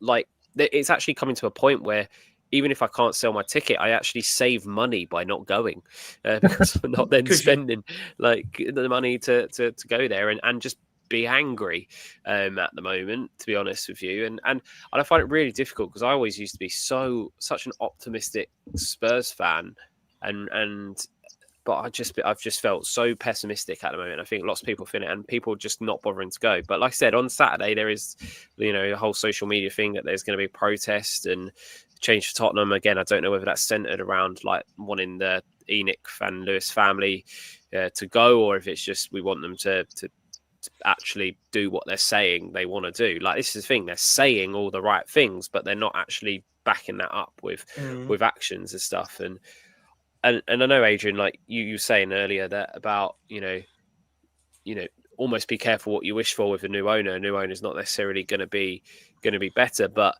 I'm at a point now where I don't even care, like, because we are sleepwalking our way to becoming the next Leeds United, where we might not get relegated this season. It might not even be next season. But if our recruitment of players and our inability to actually stick to something carries on, we will get relegated in the next few years. Like the trend of where this team is going, we will get relegated. And if we get relegated, it's a long way back. As you were saying earlier, the difference between the Championship and the Premier League is so massive.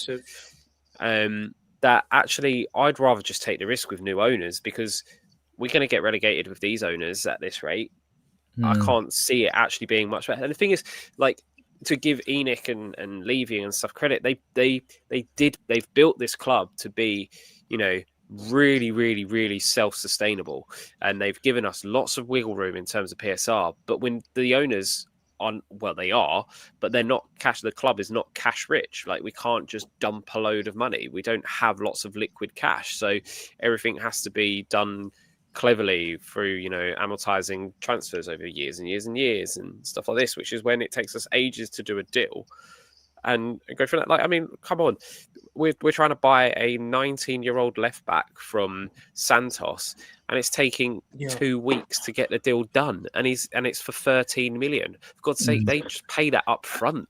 Like, it's just absolutely mind-boggling. And also, Adrian, let me put a question to you. Adrian, let me put a question to you. 2 weeks ago, we were sitting here on Sunday night talking about making a play for Nathaniel Brown and people maybe 50, 60 million euros. Now we're getting a kid from that no one had heard of. This is a Danny Rose Google for 13 million euros. It's pathetic. What we don't know is, and you can read between the lines without knowing it, right? That our recruitment team, and there's 10 under Rob McKenzie, you've got Langer, you've still got Paratici, you've got Vinay Venkateshwar, and like, you can bet your bottom dollar we've had loads of conversations with players, those that we're linked with. It's gone cold on Nathaniel Brown. Why? I reckon we've gone there, player don't want to come, club not selling. Yildiz at Juventus, player don't want club, Juventus don't want to sell. So fine, I'm good with that, right? Move on. Move on to your next targets. Move on. Players don't want to come, move on. But we don't know that. Yet if we heard it, then you'd have half the fan base moaning, oh, players won't come to us. Well, we know they won't come to us. Elite players are not going to come to us where we are now in the league, right? But you can get the level of player that's below that, that's not winning nothing with his club, where a club is not involved in relegation or challenging for trophies, where they won't sell players. They are players to be got. They've had all year to compile lists. All year, the recruitment team. There is no excuse for Enoch not acting. And fans should direct everything Enoch more than Thomas Frank, in my opinion. Because I have got sympathy with Frank, and I don't want to rinse and repeat, and that's a reason. I don't think he's Spurs DNA, and I think he'd be gone in the summer anyway, but I don't think they're going to put themselves in a situation when they've recruited one manager, and I've said it before on other podcasts, and then get rid of him, in the middle of a transfer window as well. Players going to come to a club with no manager or not know what the football philosophy is and what that new manager has in mind. They're not going to come. The only way, Tom alluded to it earlier, the only way you get players come from middling table teams is if you're from good wages. And we can offer good wages. We can now, and we will, right? We can offer up to 200 grand a week, right? So we can get players for less than that, good players. If Akluush is on the target, I'd rather take him than Lucas Paqueta. Go and get him. He wouldn't satisfy anyone who hasn't looked at him. I've looked at the player. I like the player. Could be wrong. He might be a dud. But at least you've gone out and done some transfer business and got someone in. There are players out there. Now, hopefully, they're all saying they're working hard behind the scenes. Well, work harder. That's what my ex-boss was saying. Work harder. When you go back, Adrian, and Tom as well. With those quotes I've read out twice now, I won't read them again for anybody that that's just joining. But basically, Levy's quotes about we're sacking Ange, we're bringing in Thomas Frank because we want to compete for 4 trophies a year, and this isn't the way to do it. So we're bringing in Thomas Frank. They had a chance to bring in players, and we didn't get Eze for whatever the reasons. We didn't get Morgan Gibbs White. We ended up with Kudos, decent player, but not a needle mover. Palhinha, yeah, good player, very good player, but not a needle mover. And you go Muani. You know, the reality is Paris Saint-Germain. He's had a lot of big money moves, but as an underachiever.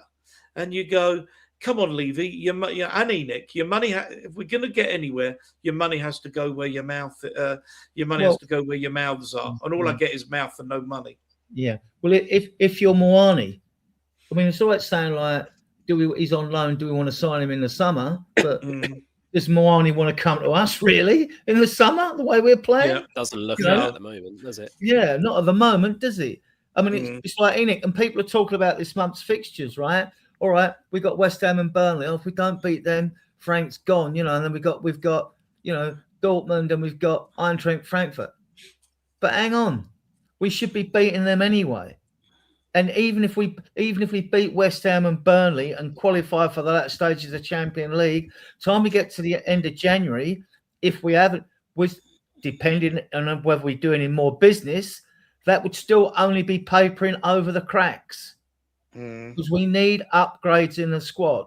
And if fans are going to protest, direct it at Enoch before you direct it at Frank. If you don't like Frank, fair enough. I don't think he's our DNA. I don't think, I've said it. But at the same time, I don't want to rinse and repeat now. You know, you'd have to do it. The best time to do it is in the summer when there'll be loads of managers available. You might have Tuchel, Nagelsmann, Poch, Xavi's out. There's loads of managers out there. There'll be and those that get sacked. I mean, now is not the time. But we've all seen a club that's mismanaged that can end up getting relegated, and Cyril McCoy's and what have you. For the first time yesterday, watching that first half I watched the second half with your dad, Tom, but I watched the first one up in 3-2-4, I think it was. And I saw a side that I thought, this team's bad enough to get relegated. That first half, I thought that team was bad enough to go down. It's got enough points this season, thankfully. The thing is, I don't think the current crop of players are bad enough to go down. But if we keep finishing mid-table and not progressing in cups, then your players like your Xavis, your players like your Van der Vens, your players like your trying to think who else is actually any decent. Your players like Porro, but those players are going to want out. Porro's always linked with Real Madrid. Van der Ven is constantly going to be getting linked with Real Madrid, Barcelona, and teams like that. But if we keep finishing in these mediocre places, having mediocre seasons, those players will want out. And I do not trust the club, one, to sell them for the money that they're actually worth, and two, to actually then get players in that are going to be able to keep us in the league. Like, look at West Ham are like the perfect modern day example of what we're talking about. David Moyes had them massively punching above their weight. The fans wanted more. The club basically said, okay, let's give you something more, but then haven't invested properly in players. They still have Thomas Souček starting for them in midfield, for crying out loud. They spent 20 million on a goalkeeper in the summer.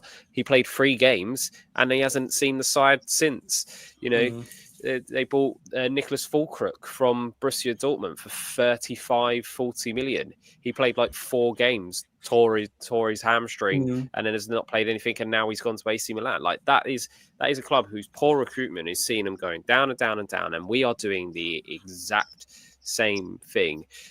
And it's really worrying, which is why I just think Enoch, you've got us to it's clear that they've got us to a point where they now just don't know how to take it any further. And because they don't know how to take it further, it's not stagnating. It's starting to to drop and decline. So they just need to sell up and go. And I almost don't care who it goes to, because anything is going to be better than what we're doing at the moment. Yeah, well, so just to add to that, I mean, you look at it, you've had Graham Bergvall playing in midfield, 2 young players, and then you've added Tell, Odebert and Moani to that. I mean, we lack that experience, ball carrying, creative midfielder in there, someone that can, dominate a game. It's not that those kids are bad. They are. There's too much talent in this squad to go down, even with all the horrendous injuries we've had. I've seen Spurs team get relegated. Ian see it. That was an awful team, right? This is an awful, and I've seen worse in this league. West Ham, Wolves, and that. Sorry, your fans, if you're watching on the show, but you just don't have enough. I mean, even our bench is better than a lot of those teams. You know what I mean? So, I don't see us getting relegated. I see us now finishing mid-table. If we crapped a miracle and we did well in the transfer window, which is not looking good at the moment, then maybe we could nick a 7th UEFA League. I wouldn't want 8th. I certainly wouldn't want Conference League, because I wouldn't go to those games, that's for sure. So, I think we'll be fine that way. But it's just draining, isn't it? Even if you're a positive fan, it's just draining to watch this. Like, win one, lose one, win one, draw. One at Palace, then we got a draw, look good. Then we go backwards, and but we know we can dig out results. We know that defence, when it's on point, can stop any team from scoring against us. We only won 4 games at our stadium last year. Yeah, in the league. Yeah, 4.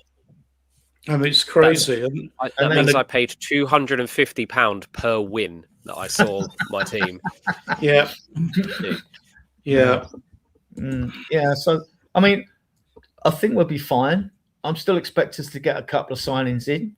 They might not set the world alight. I can think, then we brought a 19-year-old. I know there's a couple of young kids. I'd like that Keith Smith of Alkmaar, but he's 19 as well. But he's a baller, right? But, that Nathan DeCat I like. He's young, but he's a baller, right? But I don't know what Spurs fans don't watch these players, and I'll bombard you with videos when I see someone linked that. So, and I go and watch usually 2 or 3 videos of them to see. I watch Sousa, just talking about him, right? Now, pacey, going forward, tenacious, good. What you don't see in the defensive videos you don't see his heading ability at set pieces, and you don't see him really defending, right? So and he's a left back, so he's first and foremost he should be a defender. But he looks a talent. Will he do well? Who knows? He's coming from the Brazilian league to the Premier League, and he'll probably be on the bench because we're going to need every man, Yeah. We have 448 watching. It would be lovely before I just pull the plug on this if we could get to 450. Adrian, we'll give the channel a plug in a minute, but when are we going? When are you going? What shows are you going to do a show on Tuesday? I haven't put one up for Tuesday yet. I want to say nothing new. Get involved in any way or whatever. Obviously, we can talk about Sousa. He'll probably be signed tomorrow.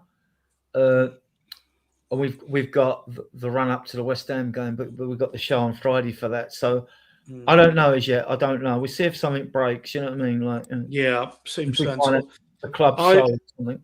I will do a show 8:00 next. I'll be in Spain, but I will do a show next Sunday. I might see if I can get Daigle on for Sunday. Can't remember when he's going back to the UK, just with the Enoch stuff, because I think that there is a tide moving against Enoch. Get Billy on. Get Billy on in our. Billy's changed for Tottenham. We haven't on him a show yet. I've been thinking about it. Get Billy T on. He's in our WhatsApp group, and he's part of the team. Yeah, give him a message. Might be useful. Yeah, that might be useful. Gentlemen and ladies, plenty of ladies as well. 449. I'm waiting for that clock to tick to 450, and it's just done it. A lot of you on. I know most of you are watching on YouTube. I can't see the numbers. If you're watching on Diehards, please make sure you like the show, every show. Make sure you're subscribed, and please actually hit the alert button. That's the little alarm clocky thing, so that you know when we're going live. And if there is a breaking story, there's every chance we'll do some little shorts.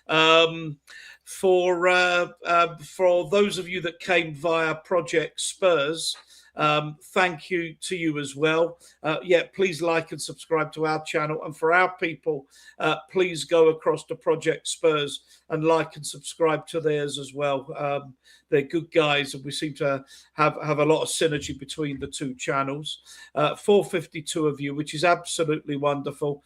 Peter Kagayas there, for God's sake. Frank hasn't even played the game. Well, a lot of good managers never played the game at a very high level. So it's not. I don't think it's determinative. But look, it's been a great show. It's fabulous to get 450 watching. Tom, any last thoughts before we say goodnight? No, I just hope that the club commit to something in terms of Frank. Like, I think the one thing is, if they are saying that they're backing Frank, I'd rather them just come out and say, look, he is going to be our manager for the rest of the season, and then we all know where we kind of lie with it. It would be really nice to start seeing some actual credible links to some players and actually start doing something in the transfer window. There's 20 odd days left of this window, and there's not been any sort of credible link to any players that's going to really move the needle, which is very, very worrying. I just want Tottenham back, to be honest with you, because it's really depressing how it is at the moment.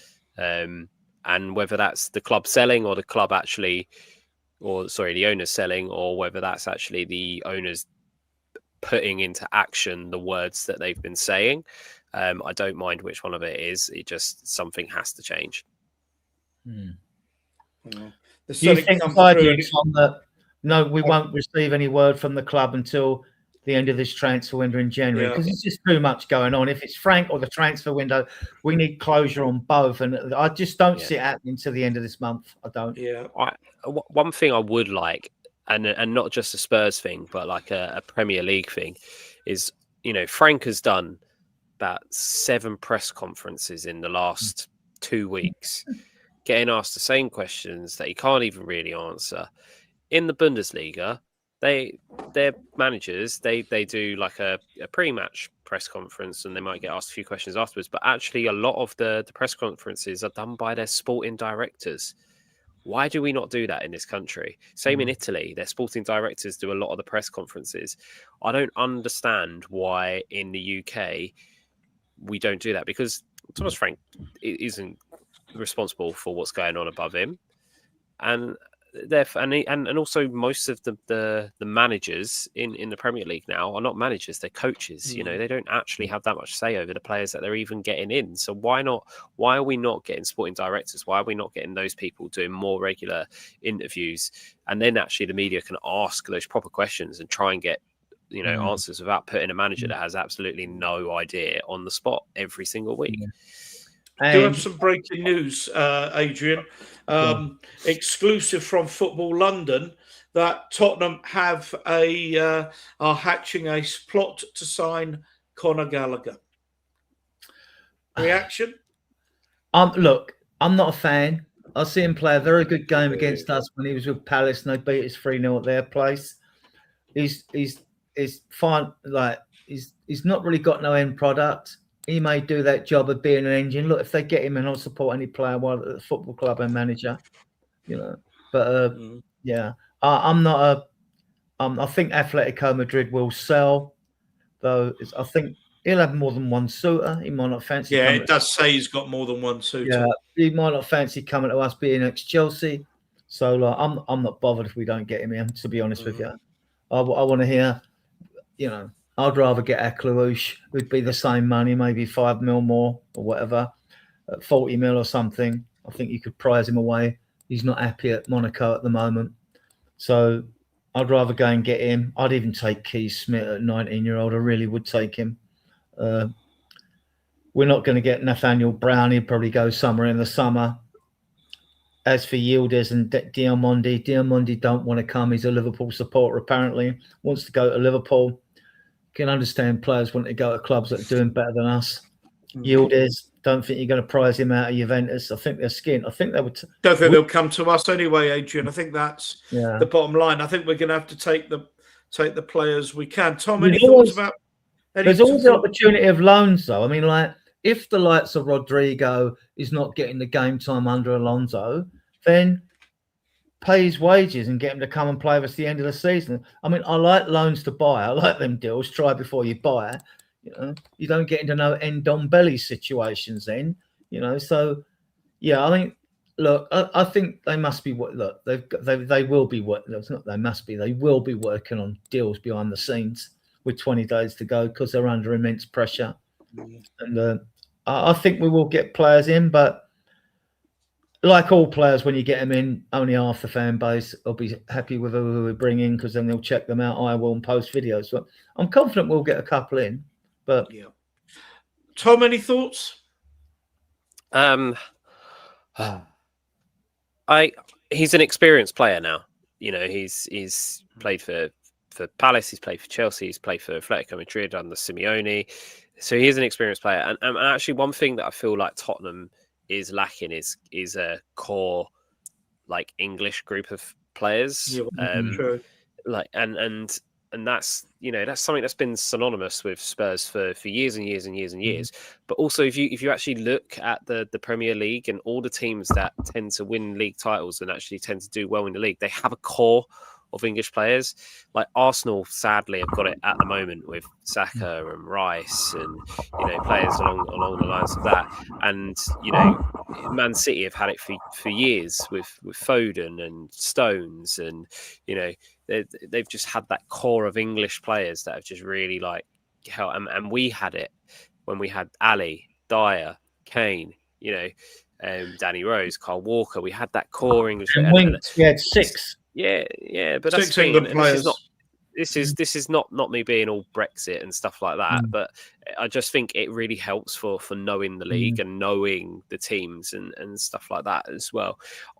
I wouldn't be upset if we got Conor Gallagher. I do not think he is the profile of midfielder that we truly need. I feel like we need a pass master to be alongside Paulinho, but what Conor Gallagher does have an end product. He can find the net. He did that at Palace very, very well, finding the net. He is a busybody as well. He will be here, there and everywhere pressuring. He'll help us win the ball back a bit higher up the pitch, which is obviously going to be advantageous. But he's not a passer. He's kind of the guy that receives the ball from the midfielder and then moves it on another step. He is good at dribbling, at like progressing with dribbling and stuff like that. But yeah, look, at this present moment in time, does he improve us? Yes, I think he does. But for the long term, for the long term, I'm not sure he's. But then you get him in now to improve you now, and then you improve on him in the summer. So yeah, I'm not dead set against it. But I actually think with the injuries we've got now, Benson Cole's probably going to be injured for a long time. We actually need 2 centre midfielders. So maybe getting him in and a pass master would be like giving you that all round. I mean, getting like I want us to go in and get someone like Locatelli or to get someone like Angelo Stila or someone like that. But even if you went and got Ruben Neves, okay, he's not got the legs, but if you put legs around him with players like Pap Sarr and players like Paulinho and players like Conor Gallagher, then actually you then have that. Well, we have got well-roundedness. Well, the good news is we have got Basuma coming back, so that should increase Spurs fans' anxiety, right? The thing is, Adrian, are you on the laughing gas, Adrian? The thing is, like, don't get me wrong, I don't think Basuma should. There's too much water under the bridge there with Basuma. The one thing I will say, well, there's 2 things I'm going to say. One is I do think there's been a bit of double standards with Tottenham Hotspur and the way that they've kind of punished players. Like Basuma, yes, laughing gas and doing stuff like that, absolutely right, should have been punished. But we've had our captain go on social media and berate the club, and don't get me wrong, we all go, yeah, go on, lad, go and do that, but then not get any sort of punishment which to me screams a bit double standards. That Romero can do what he wants, but Basuma can't. I'm not saying it's the same crime, because it's clearly not. Saying saying that your club's lying on Instagram is very different to being caught doing laughing gas and stuff like that. But on the flip side of that, if you look at the type of midfielder that we need, Basuma on his day is exactly the kind of midfielder that we need at this moment. He's a guy who can pick up the ball, take on a man, and then progress that ball forward. We don't have that type of midfielder. So in that respect, he is a midfielder that we need, but there's too much water under the bridge with him. Yeah, but and Tom, also he showed for his country that he got picked up 2 yellow cards in 43 minutes and got sent off, and then his country ended up losing the game. So that just shows, And he's the captain, right? Well, I mean, if we don't do any business or the right sort of business in the transfer window, he's going to get game time, because you can't keep playing Gray, even Paulinho, all this time. I mean, we've only those midfield 3 are going to play again. Bergvall's injured; he's done his quad, I think. So we've only got rumours as well that the club are going to cut Tyrese Hall's loan short and see if they can give him a go, which. Again, he is a central midfielder that's similar to that. He'll get the ball and he'll take on a man and then he'll push it forward. But this is a Tyrese Hall that's not getting necessarily all of the game time at Notts County. And there is something for the fact that you do get players that don't do well on loans in the lower leagues, and then they come into a Premiership team surrounded by better players and they absolutely perform. Harry Kane is a prime example of that. But it's I'm a little bit surprised we haven't asked for Mikey Moore back. He's really doing it for Rangers. I wouldn't be surprised if we've come the end of the January window, if we haven't signed anyone in those attacking areas, that we might look at doing that. But I don't even know if we've got a recall clause in his loan. Yeah. So I think they've started putting these recall clauses in because of all the injuries we had last season and all that. So I think they're there. But it's great. I mean, then you'd say, you'd bring Vaskovic in because he's technically better than Danso, much better on the ball, anyway. So we'll see. Those two I'll expect to be in the squad next season. If not, I will be really pissed off. Yeah, tell me about it. Right, I'm going to knock it off there. 463 of you.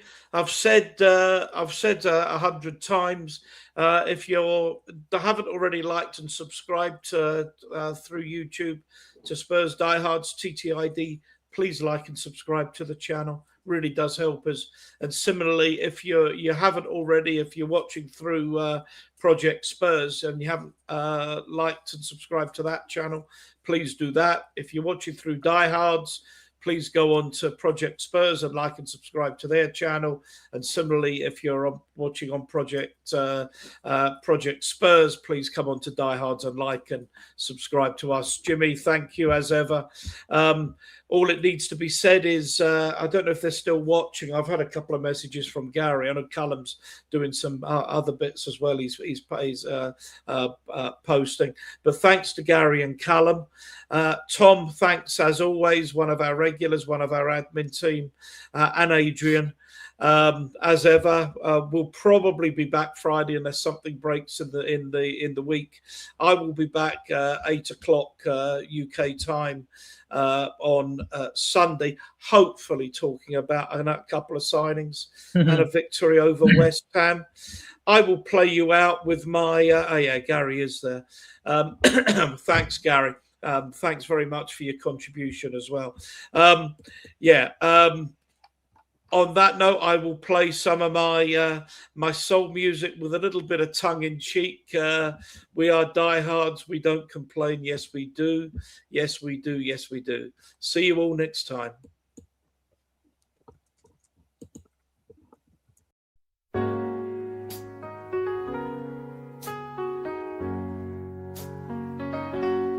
We are Tottenham diehards.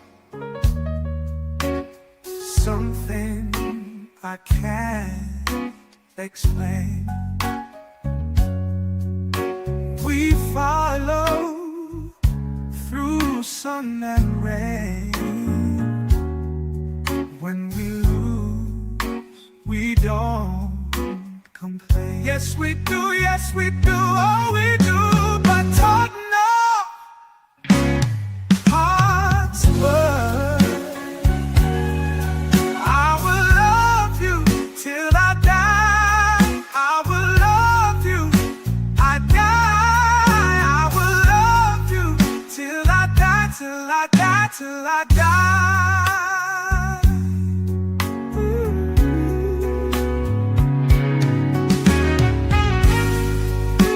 We follow through sun and rain, rain. When we lose, we don't complain. Yes, we do, oh, we do. But Tottenham Hotspur, I will love you till I die. I will love you, I will die. I will love you till I die, till I die, till I die.